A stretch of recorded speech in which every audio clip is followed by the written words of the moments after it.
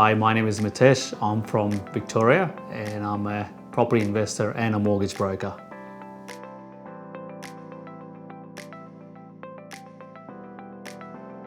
So I got started in property investing by losing money investing in shares.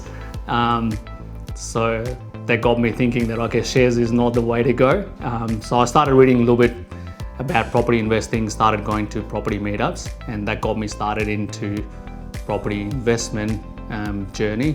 I bought a property and those properties did really well in a short period of time.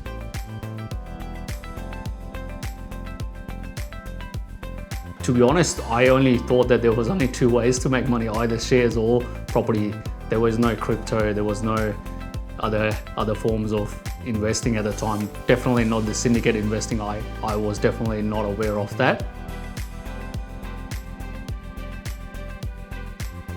Well, my client love the most important thing is the honesty and the care that I have for my clients, and I've been honest from day one. If they ask me anything about how many properties I own and where I invest, I tell them honestly what I do, and I think they appreciate it a lot.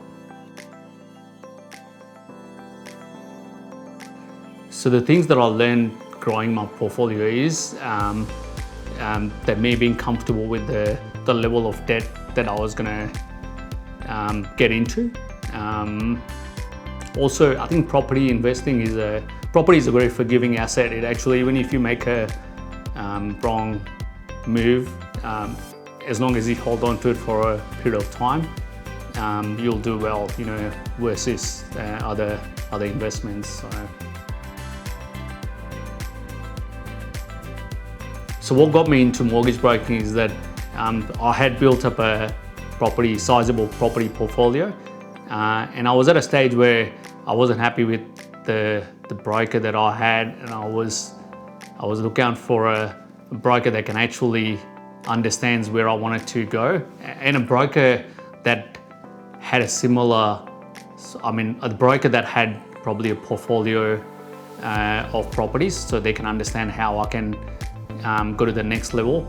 And I went through probably about 10 brokers and I couldn't find one. So I said to myself, mate, it can't be that difficult to do it myself.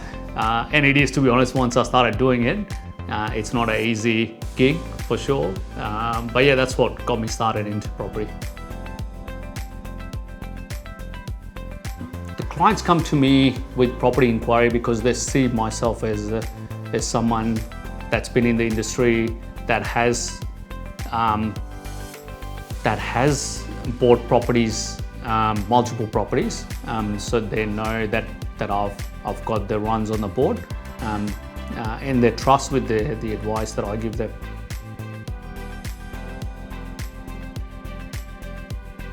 The issue that I ran into buying and holding on to the property is your borrowing capacity. At some stage that you'll max out on your borrowing capacity and the bank won't lend you any more money. So you have to find different ways, and that's where I got into property development and syndication. So the issue that I found with buying properties and just holding on to the property was that I quickly ran out of the borrowing capacity, so the bank won't lend me any more money. And I just had to wait for market to do its things. So I was on the sideline, doing nothing, just waiting for the market to move and banks to change their policies. My destiny would have been in banks and markets' hand, and that would have slowed me down. I would have just had to wait for banks to change their policy, and if you know how banks work, they take long time to change their policy and they're very conservative. So yeah, that would just take a lot longer to achieve the financial freedom that I was after. So the key things that I learned with property investing, it's easy, it's a lot safer than a lot of the other types of investments, and I can leverage it, but that can only get you so far, and And when you get to that level, and if you can't go any further, then that's where you probably, I think that's where joint ventures syndication comes in, and I think it plays a very important part. And now, just climbing that property investing mountain, I can now see how property syndication can actually help with my portfolio. I always wanted to do property development. I think every time I used to go past the townhouse developments, I said to myself I was going to do that one day. And what got me into property development is probably the return. You're not relying on the market. You can actually manufacture equity. That sort of got me into property development, and I knew that property development is the next step to the buy and hold, the traditional investors. The reason why I wanted to get into property development was because it could fast track, I can see it can fast track my financial freedom timeline. I can see that I don't have to wait for that extra 3 or 4 or 5 years. It can actually boost up my timeline, you know. Income professional people, but they have limited time. They don't have the time or the skills in terms of finding the deals, going out and doing due diligence because they're already too busy with their working life.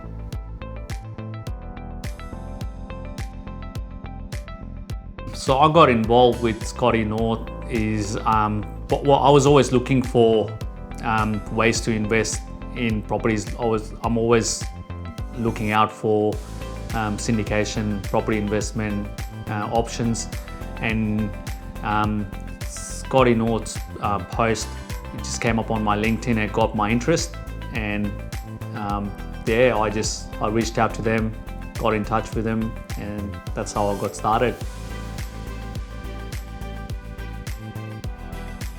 At Scotty North, I've spoken to CEO, Remo, Scotty, Ross. I caught up with them face to face a number of times now. I've spoken to them a number of times on the phone. And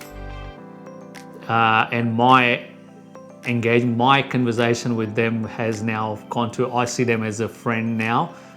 It started as just a cold call inquiry, which turned into now like a really good friendship.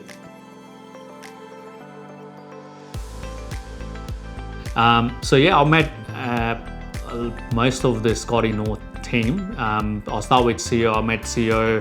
CEO was the first point of contact. Genuine, down-to-earth guy, knows what he's doing in terms of property investing. Very curious guy. I love chatting to him. Very honest guy. And then I caught up with Remo and Scotty. Remo is again, like, he's a funny guy.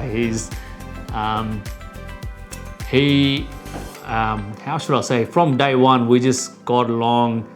We got connected, and I absolutely love the guy. He's honest, you know, easygoing. Yeah, I can't speak highly. It just made me comfortable. You know, I was comfortable in terms of, it's like I knew him for years, basically. That's how from day one, that's how I felt.